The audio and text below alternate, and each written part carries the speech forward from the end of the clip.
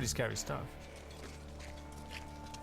At +4 degrees, different parts of the world will face very different kinds of problems, with only one thing in common. They will all be extreme.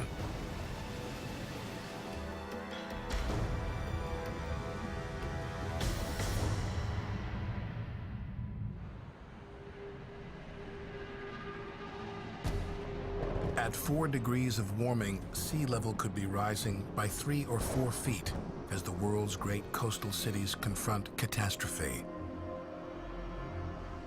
Among them, the largest and most densely populated metropolis in the United States. Surrounded by water, New York will no longer seem like an invulnerable fortress if it's up against storm surges powered by global warming.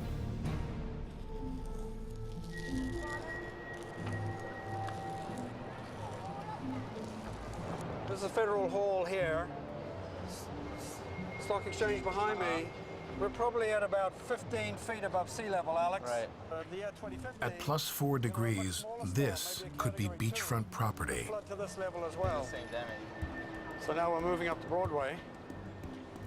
Armed with elevation maps and climate forecasts, Professor of Geophysics Malcolm Bowman and one of his graduate students plot the course future flooding could take through New York's financial district. What will happen, there could be massive flooding in parts of New York City, parts of Manhattan here, especially the lower part. We could say that could be the flood line for a Category 3 hurricane hitting at high tide, a direct hit on New York City. Even a Category 2 or 3 storm could submerge the financial capital of the world.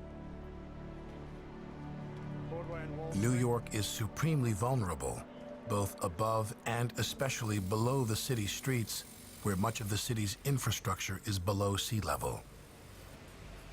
The utilities that power New York are all buried underground: electric, water, and one of the most extensive subway systems in the world. Without them, the city would shut down. The subway system is always fighting water. We pump almost 10 million gallons of water a day out of our subway system. We are, in many cases, the lowest point of New York City, lower than the sewer system. If millions of gallons of water are already flooding into New York's subway system every day, imagine the scope of the problem as ocean levels rise. For New York City, the problem is no longer theoretical.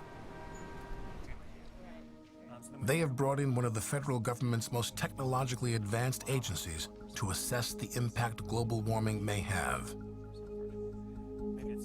This NASA team uses computer models the same way generals calculate battle scenarios. These are war games. New York City versus a superstorm surge as sea levels continue to rise. We don't necessarily notice the effects here in a major city like New York of, say, a 1 or 2 foot sea level rise every day, but we do notice it when a storm arrives. People's houses are going to be flooded. They're going to have to be evacuating. Computer simulations reveal a city in the wrong place at the wrong time.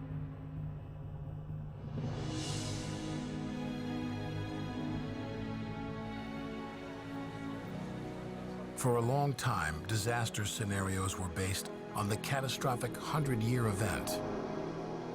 In a world warmer by 4 degrees, they could come every 4 or 5 years. We're not just talking about rising sea level, we're talking about huge dislocations. I think it's a catastrophic scenario for humankind. If a megastorm hits on top of a major sea level rise, it will mean destruction on an epic scale.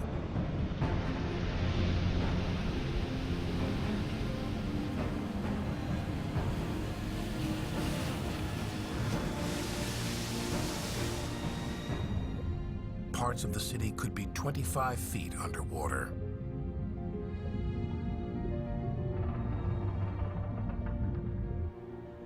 One thing is clear: unless we limit the impact of global warming, major coastal cities will have to spend many billions of dollars to protect themselves.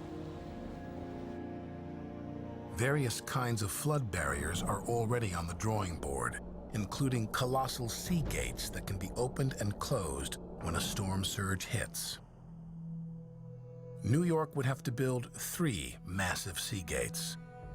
One around the Verrazano Narrows Bridge blocking the entrance to the harbor, another behind Staten Island, and a third blocking the entrance to Long Island Sound. Anticipating a storm surge, massively powerful hydraulic engines rotate gates weighing thousands of tons, 30 feet out of the water, into a vertical position. These sea barriers on the Thames cost Great Britain more than $1 billion, but they're protecting London from sea surges more and more frequently every year. At least major industrial nations have the option of mega engineering projects, with the technology to protect themselves and the resources to pay for it. It's likely to be a very different story in poorer countries that haven't contributed nearly as much of the greenhouse gases causing their disasters. Can you dike this entire planet? No, you can't. And I think that's what we really need to be worried about.